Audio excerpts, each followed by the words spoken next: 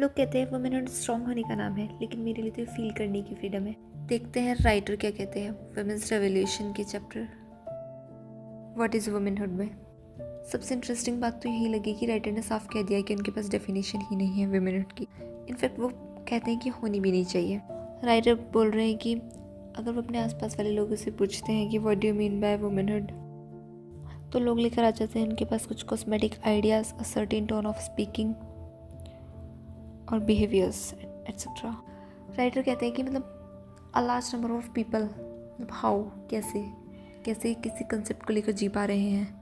Writer कहते हैं obviously it will change with time and context, but उससे क्या होगा, किसी और आइडिया से रिप्लेस हो जाएगा। And the question to be asked is why must I live according to this और दैट आइडिया।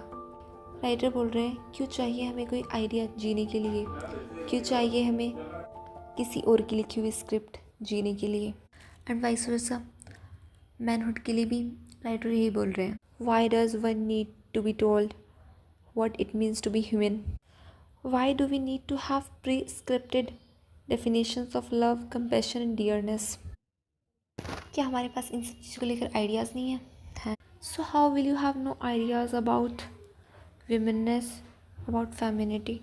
राइटर कहते हैं we don't live originally. Our life has no original authority. We always live by ideas. You know what?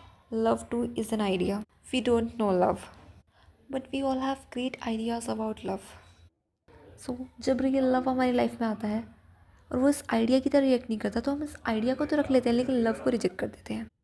In fact we don't want love at all, we want that kind of behaviour which tallies with our image of love. मुझे लगता है कि इसमें तो ख़त्म नहीं होने का, मुझे नेक्स्ट पार्ट लाना पड़ेगा क्योंकि अभी तो चैप्टर बहुत बड़ा है।